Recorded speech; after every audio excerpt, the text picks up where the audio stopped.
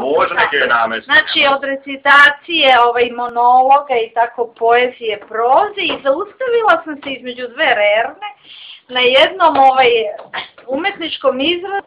Inspirisao me je Antonije Pušić ili ti Puša Rambo Amadeus. I ja sam tako setkajući zapisala, zato ću morati da čitam, nisam stigla da naučim napamet, libreto, a melodiju znam. Dakle, vi refren ćete morati zajedno sa mnom. Znači, ja ću da počnem. Ajde. Danas nam Mika rođendan slavi, napunio tačno 60 po glavi. I blago njemu šta za sobom ima i mnogo leta i mnogo zima. I blago njemu pali mu još malo, samo još godina 5, pa da se džabe GSP vozi Bilijanin zet. Da nakališu na miru šaha igra, dok mu žena po gradu leti kao čigra.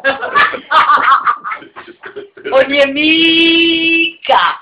Mika. On je Mika. DJ.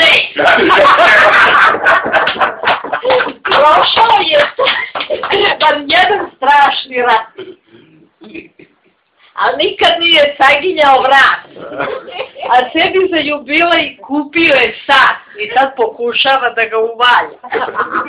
Zeznuo. Jer on je Mika. On je Mika. On je Mika. DJ. I eto ga pred vama. Hoće da nazdravi, da popije, da popuši kao čovek pravi.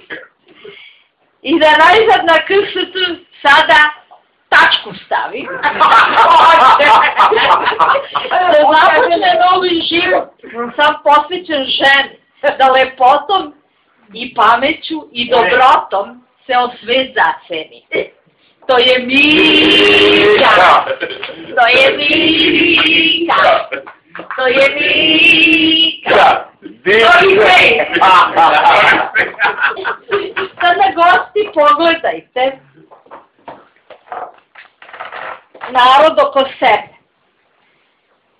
Pristupite piću, jelu, laganoj ćaski, podelite osmeh koji drug drugu do vas za govor je sada već kucnuo čas. Sada najavljujem sljedećega učesnika, to je Goca. To je Goca.